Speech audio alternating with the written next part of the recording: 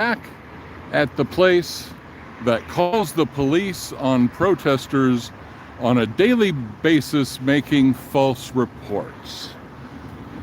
False reports that if you made to the police, you would probably have some legal issues on your hand.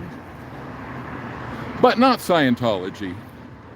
Scientology doesn't have any legal problems, of course, because on some level, somebody is helping them to not have such issues. And so, what we're talking about is the unique, as far as I know, in all religions, the most commitment. Hey.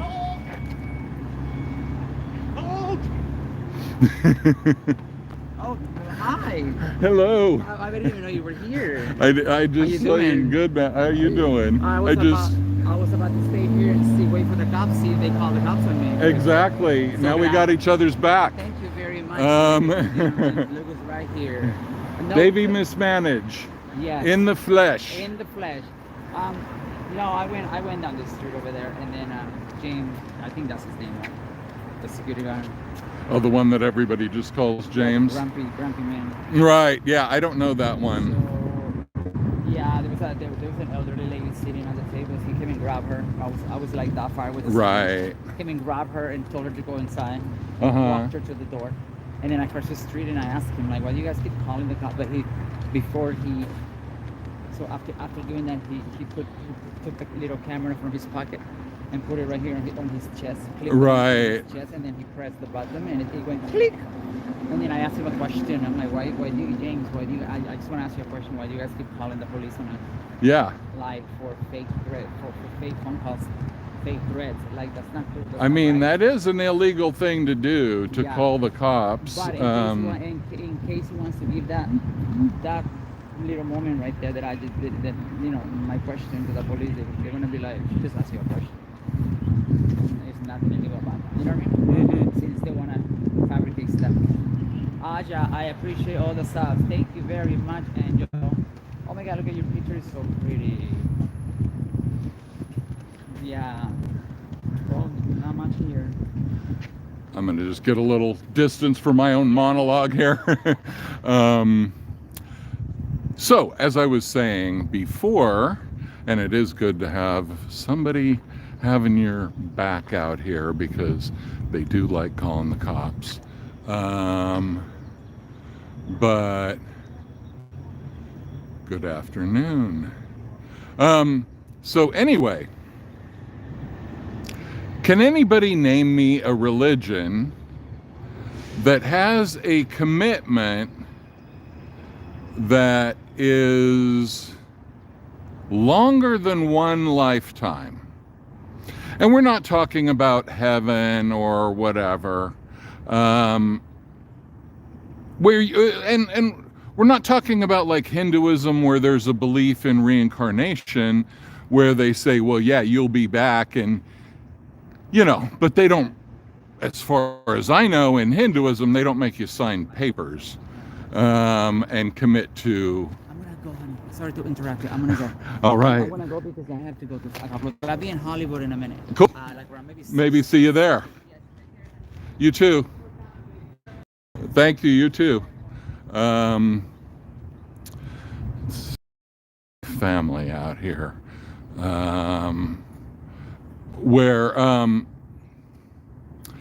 So anyway, yeah, like what I was saying, in Hinduism, as far as I know, you don't sign papers to commit yourself to Hinduism. As far as I know, they just think, you're going to come back and you're going to keep working on your karma. But that's it. There's no papers being signed.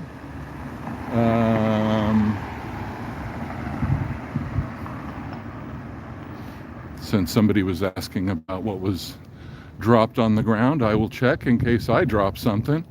Wouldn't want that to happen. Nope, definitely not mine. Don't know who it is.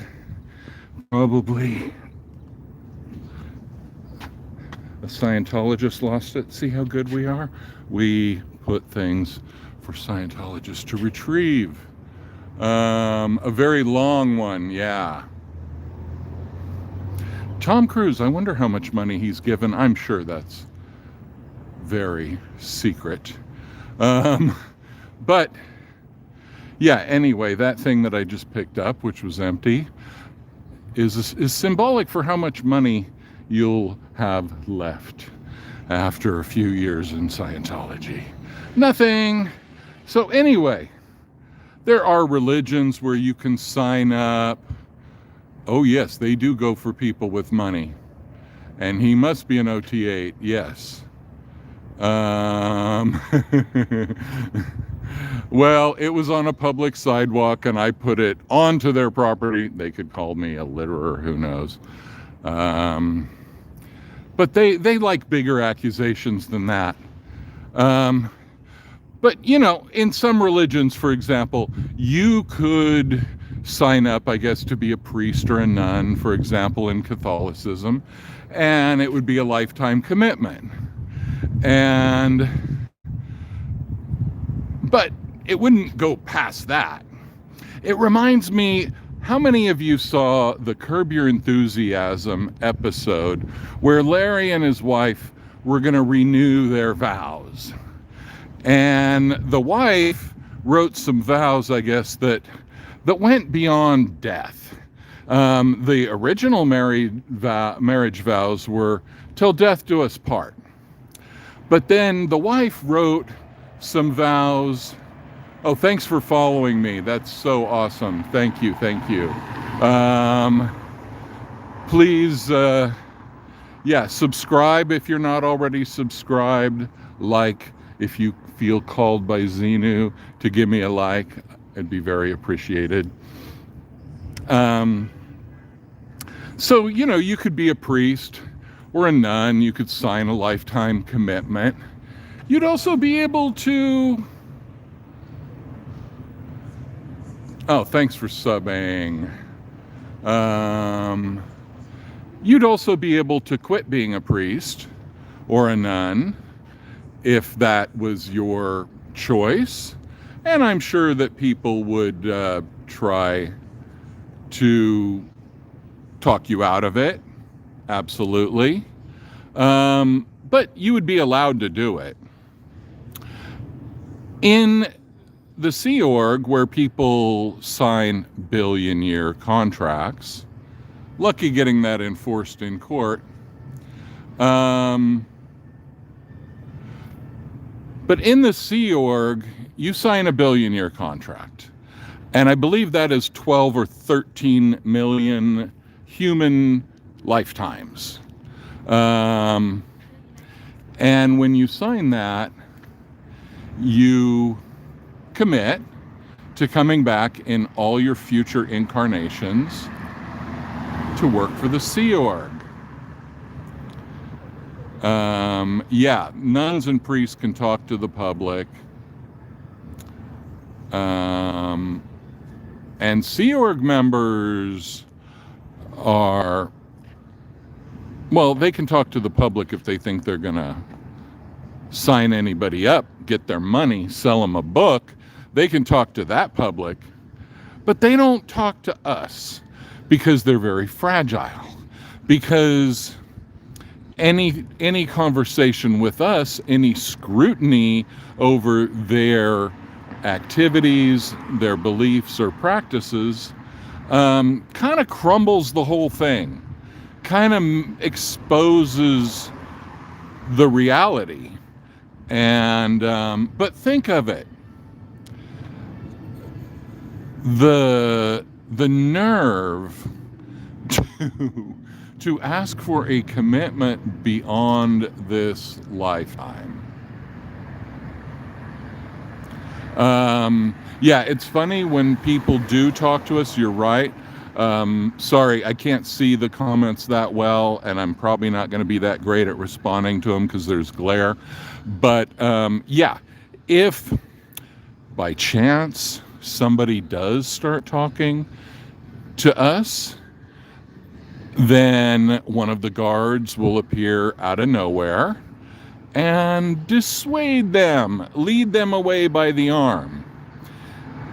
And I told the story a few days ago that was relayed to me by a colleague in the movement, that they had somebody like their cousin or some family member was walking through here right where I'm walking now in this area, and civilian, totally non-Scientologist, one of these Sea Org guys came and grabbed their shoulder and said, "You're not allowed to be out here, get in there." And they're like, "What the hell? Who are you?" And it took a moment for the Sea Org guy to realize this was a civilian, just some guy walking down the street. And, oh yeah, sorry, forget it. Yeah. Odo's quite the dude, man. Apparently he has two sisters that have quit, and they're long gone out of Scientology, and he is the sole survivor.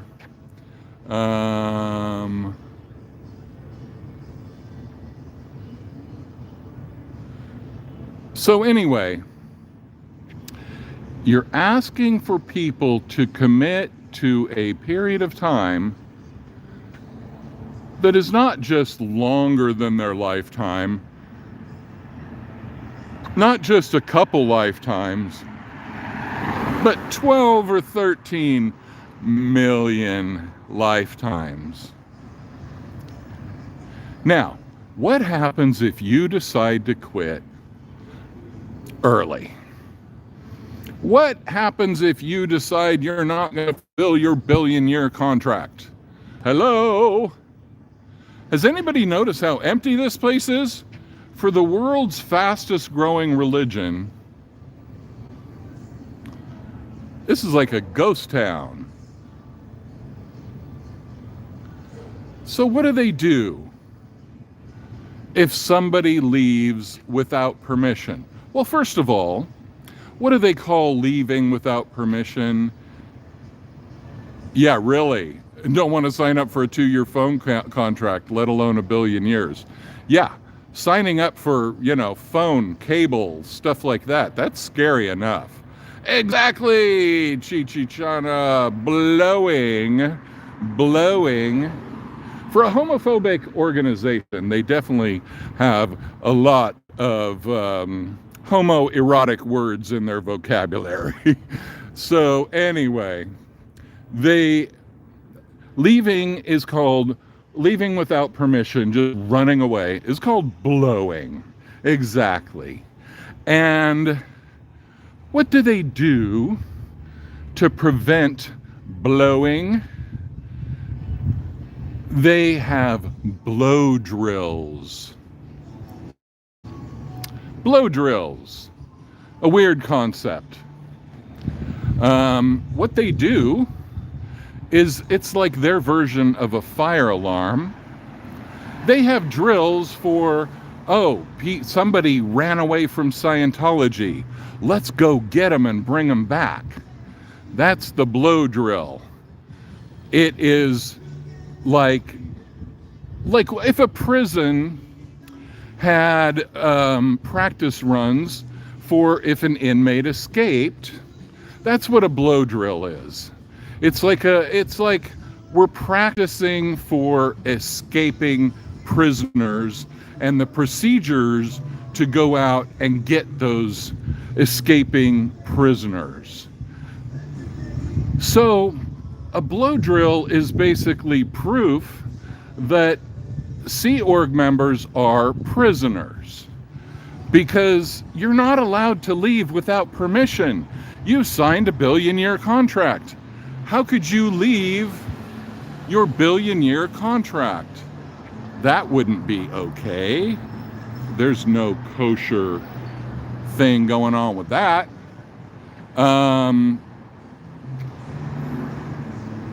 Yeah, pretty juvenile, right? Sounds like something that you would make up in middle school or something as terminology. A blow drill.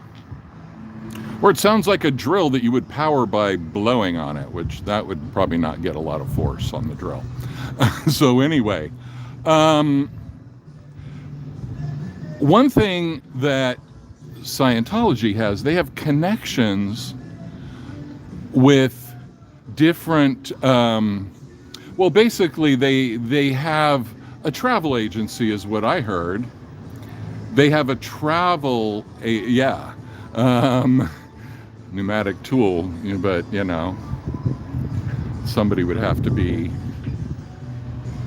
anyway, I won't go for that. So anyway, they have their in-house travel people. And apparently what it is that if you have a travel agency, you can get hooked into certain computer networks that give you access to information on who's flying where, right? You can tap into the flight systems of airlines. You can so you can find out where people are going, how they're getting there. So you could, for example, you find out, Cindy just blew and she booked a flight to Cincinnati, get to the airport, intercept her before she can get on that flight, or we'll have people waiting in Cincinnati, and if nobody's looking, we'll just abduct her. And if somebody is looking, then we're just going to appeal to them in various ways to change their mind and come back into the fold. Okay. Now let's say that you decide you're not going to just run away. You're not going to be AWOL. You're actually going to go by their procedures. Well, my understanding of that is that's called routing out. And that is that you go through certain procedures. Now notice the mask, and I'll get back to the procedures. These masks are not to fight disease, prevent disease. See, he doesn't have one, he has one. These masks are to fight recognition by friends and family who don't know where they are and may be scouring the internet for them. Exactly, it's to hide their identity. And why would they need to hide their identity as proud Scientologists that are so proud and so sure of themselves about Scientology that they signed 1 billion years away? 1 billion years. I know, for your Thetan, your immortal soul, what's another 1 billion years? As an immortal, eternal being, why care about 1 billion years? It's just 1 billion years. That's nothing. But, for me, 1 billion years really feels like a long time. I don't know. Call me a wuss, but whatever.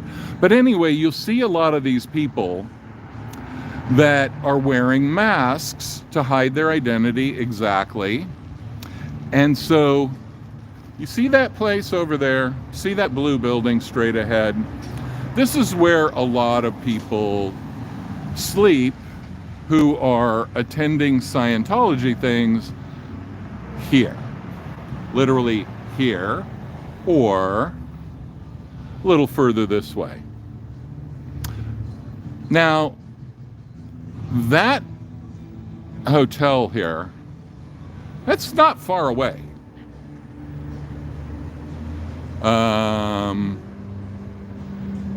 Yeah, you must have loved that Laura shout out. That must have been pretty cool.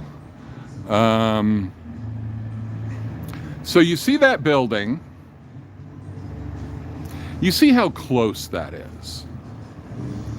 That is walking distance for any human with the capability of walking.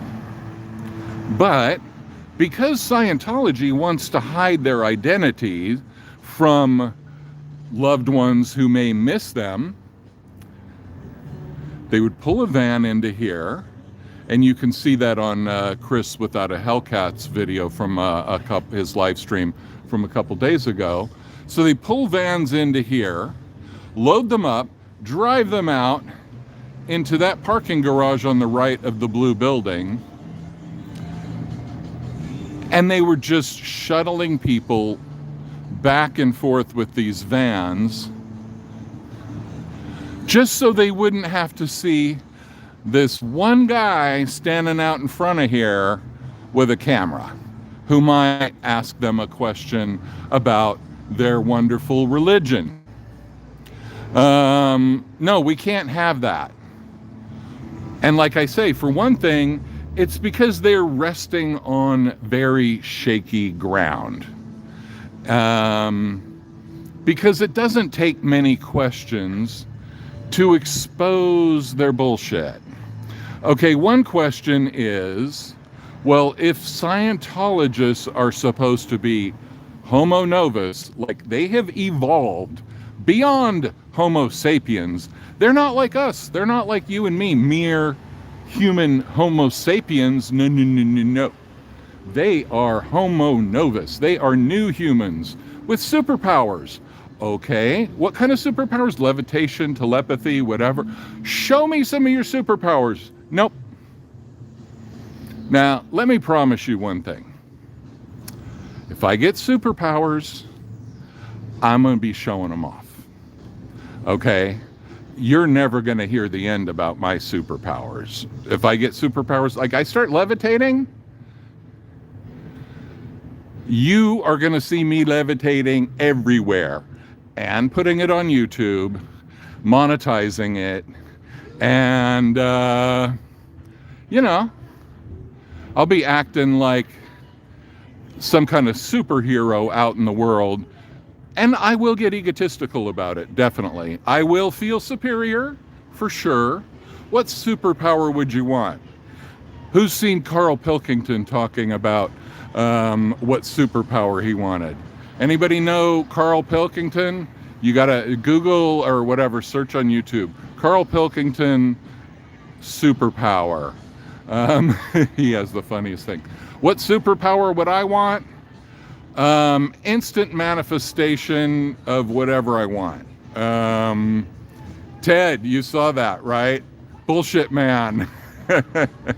Oh my God, Carl Pilkington is one of the best ever. Yeah, Carl is such a genius.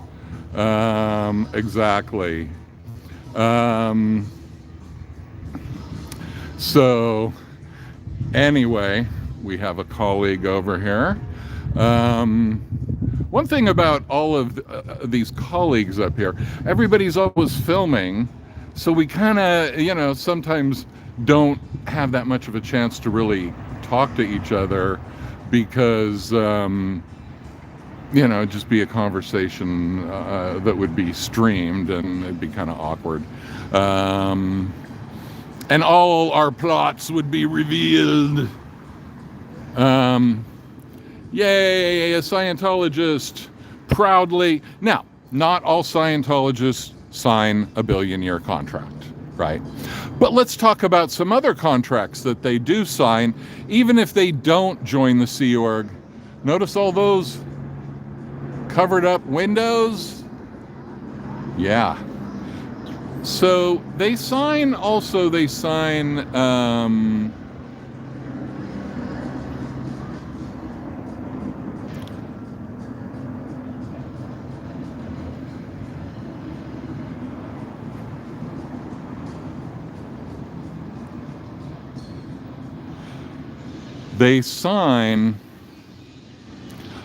a lot of papers. You have to sign a lot of papers to do anything in Scientology.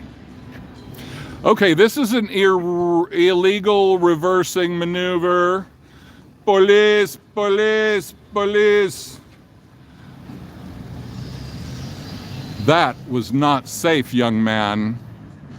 I shall report you for possession of nuclear weapons. So they make you sign something where you agree that if you have a dispute with Scientology in the future, that you will do their religious arbitration. You will not take them to court. You will do religious arbitration.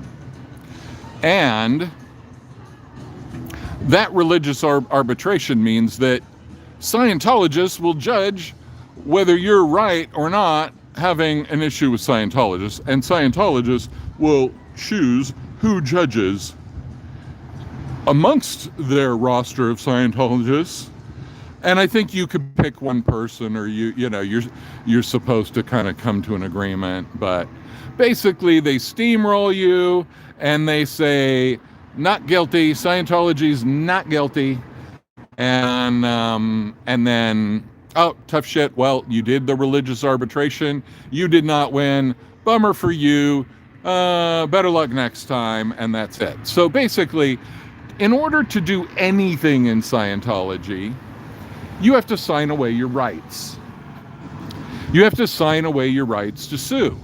Now, another thing in Scientology is you're not allowed to report Scientology or anyone in Scientology to the police, no matter what they did. And you can ask the Danny Masterson victims if you want corroboration on that. So what happens then? Scientology has impunity. People within Scientology have impunity. Now, what is the internal logic for that stance? It is that, the cops don't know how to change anybody. The prison system doesn't rehabilitate. Can't say they have 0 point there. No, it's better for them. It's better for the victim. It's better for everybody if they do Scientology auditing to fix the problem. Now, when Danny Masterson's accusers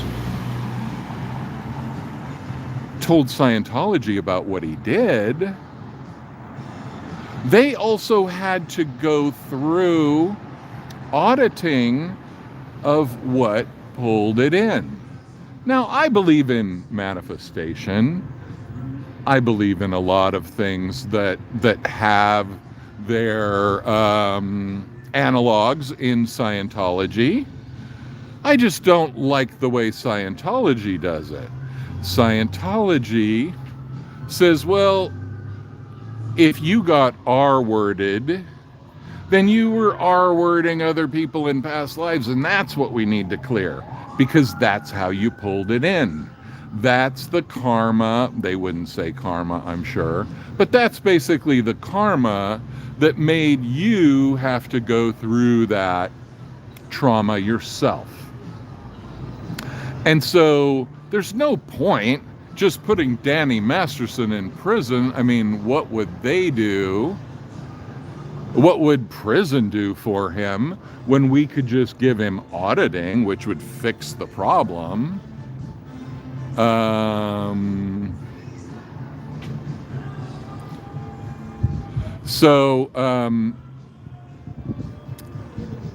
then what happened is they found out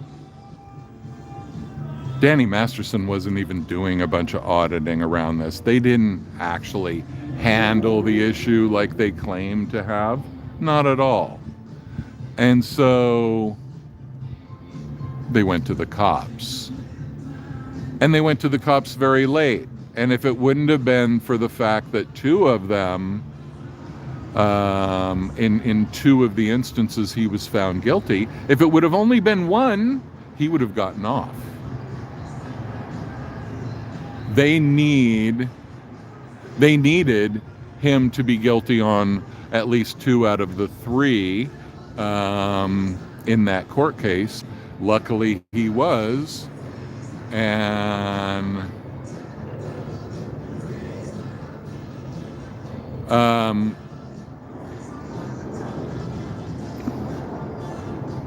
now those victims are suing Scientology for what they did and for the witness intimidation that happened after they did make the report. And that's going to get really interesting. And one of the funny things about that lawsuit and Leah Remini's lawsuit against Scientology is that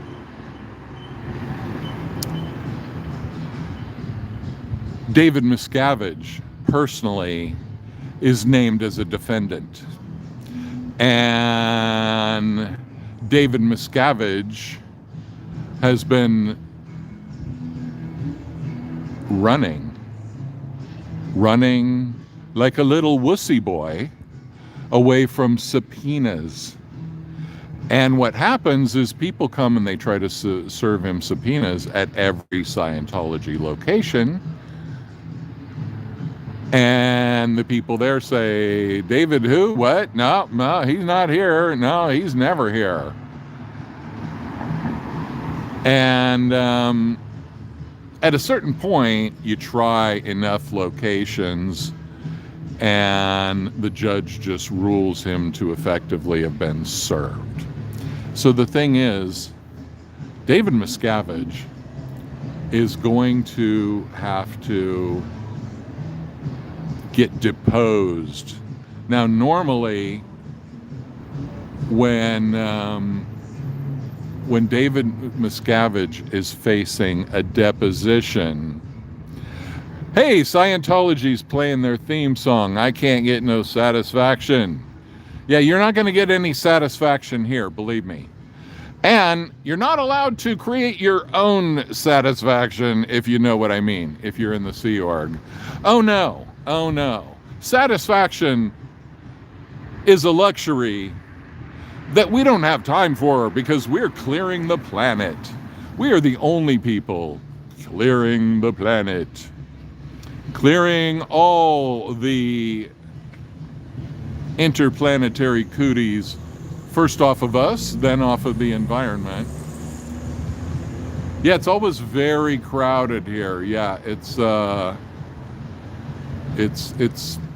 teeming with life and the passion of Scientologists who are clearing the planet, changing the world single-handedly, bringing us into the age of enlightenment, spurring us to evolve into Homo novus. And you'll notice that, no, drop that. Anyway, so there will be no satisfaction in Scientology, but don't worry about not getting satisfied in Scientology because you got 1 billion years. What's your rush? You know, isn't it greedy to think that you're going to get some satisfaction like just in the first few years of your 1 billion-year contract? No. That's like saying you're going to get leave during boot camp and go have a great time. Yes, graveyards are far more active than Scientology. This is true. Go to Forest Lawn, you'll see it. There are tons of people visiting graves, more people visiting graves than visiting Scientology. I mean, remember, this is what? The second largest city in America? And this is Hollywood right here? Okay, I can walk 1 block in any direction out of Scientology, and you will actually see life on the street. Not this kind of like, you know, 1 or 2, maximum 3 people per minute foot traffic level. So,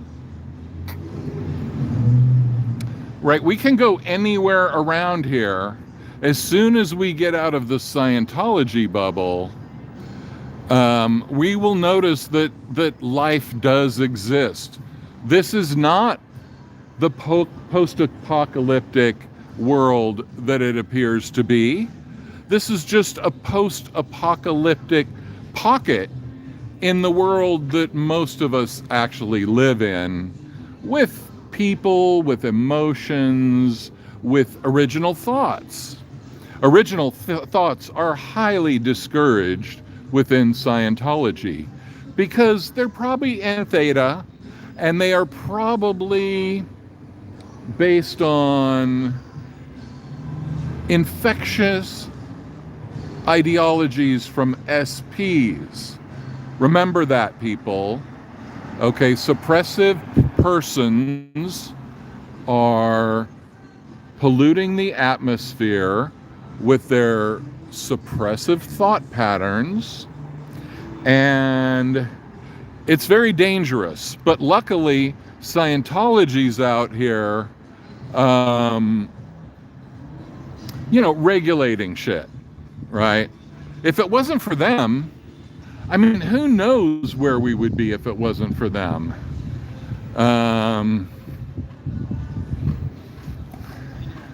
Good, man. How's it going? Keeping them honest out here? Yeah. Just the most dangerous weapon. Yeah, man. Well, good luck not getting the cops called on you. Here we go. Here we go. The glory, the majesty, the Scientology. Oh my God. Who's getting goosebumps? Who's getting goosebumps of spiritual enlightenment at this very moment? I'm sure the answer is all of you. And check it out. The Masters of Concealment. Nothing to see. Nothing to see here. Move along now. Nothing to see. Nothing to see. And actually, most of what they're hiding is that there is nothing to see, actually. Isn't that weird? There actually is nothing to see. That's what makes it so fun. Oh my God, the majestic stairway to paradise. There you go. That's the view that you could be seeing every day when you come to scrub the floor with your own personal toothbrush that you will then later use upon your own personal teeth. And you too can make Scientology gleam. And you too can practice the art of curtain tech, where you hide the emptiness behind a facade of curtains. It's a very high-tech strategy for obfuscation. Should I word clear that, people?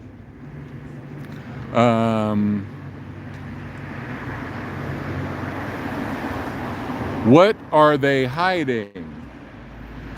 What are they hiding? The world wants to know. What are you hiding? What are you so ashamed of, Scientology? What is your deepest shame? Go back to the beginning of the story of your deepest shame. Tell me again. Tell me again. Tell me again. And tell me again. And then, once you do that, tell me again. And then tell me again and again and again. Oh, notice? Don't you feel better now? Yeah, I will say I feel better so you don't make me tell you again. And I will say that, oh my God, this has changed everything. Look at that poor tree having to deal with a nailed on camera. Like, they needed that camera because there aren't enough cameras, obviously. We have to cover this area because what if something happened right here that wasn't on camera. That would be a big problem. And when you're a control freak cult, you don't want any blind spots in your coverage. It's very crucial to not have blind spots. You need to see everything that is going on. You need to monitor all thoughts that run counter to your narrative. It's very important to do that because, well, let's think of this. Let's say an ice cream store was giving away free ice cream all day long. Would they have to be tricky to give away free ice cream? Would they have to deny that they were giving away free ice cream to get people in and then spring free ice cream on them? No. If you're giving away free ice cream, you will have a line out the door for as long as you're giving away free ice cream. Hello. So if you're giving away, if I was selling $10 bills for $1 and they were legit, you would give me dollar bills all day long to change them in for tens. You would do it as much as possible. It would take no talking you into it whatsoever.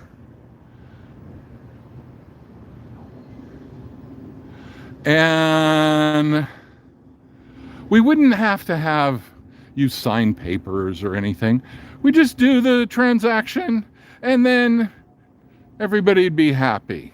I mean, I'd be a dumbass giving you tens for ones, but whatever, that's not your problem. So the thing is, you can tell what you're being sold by how they're selling it to you. If you're being sold something that's a really good deal, they don't really have to try that hard. They certainly don't have to have all this cloak and dagger bullshit. Not at all. Not required. Counterproductive. But if you're selling a scam, it's hard. You have to frame things correctly to sell a scam. You have to get agreement on things that people can agree and then build on that and then pivot to the scam. And selling a scam requires a lot of strategy. Selling free ice cream requires no strategy. Just requires people to give away the ice cream. Really easy. If you're giving away free ice cream, you don't have this defensive posture of signs and cameras and rules. Hey, check it out. John's Towing is who you need to call if they tow your car away. Now, we're not saying that you should call John's Towing at 323-662-5522 unless Scientology has towed your car away. But if you would happen to be curious about the procedures for retrieving your car, like maybe you think, hey, what the hell? I can't find a parking spot. I'm going to take a chance. So I'm going to park in the Scientology parking lot. Before I do that, maybe I want to call John's Towing and find out what the repercussions for that would be. There would be nothing wrong with that. That would be a legitimate thing to do, I would think. If not, don't do it. But it would be interesting.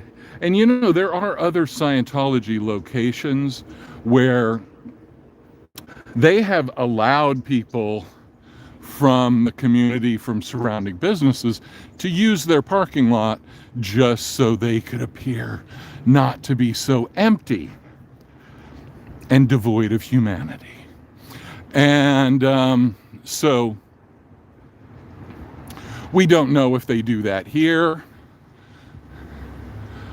but and there are what they call Scientology public who come here, but I would say that's a suspicious amount of cars for such a low level of activity in this location. Don't want to be a conspiracy theorist or anything, but you know, this number of cars. And notice the parking skills. Somebody isn't teaching driver's ed, but see, Scientology goes by statistics. So if your car occupies more than one parking spot, well, in Scientology, that would mean that there are 2 cars here. See, that car there counts as 2 cars. That car counts as 2 cars. That white one counts as 2 cars. The one next to it. See, this is how they bump up their numbers, their statistics. And one of the many brilliant tricks of Scientology, the manipulation of statistics to make them look relevant in the world. Well, anyway, ladies and gentlemen, we have come full circle. I would really appreciate anybody who feels called by Xenu to subscribe. Please subscribe. It really helps a lot. And please like this video if Xenu has whispered that into your ear. And gracias to you also. And I will see you guys later, probably within an hour or so, after lunch. Thanks for being here. Bye-bye.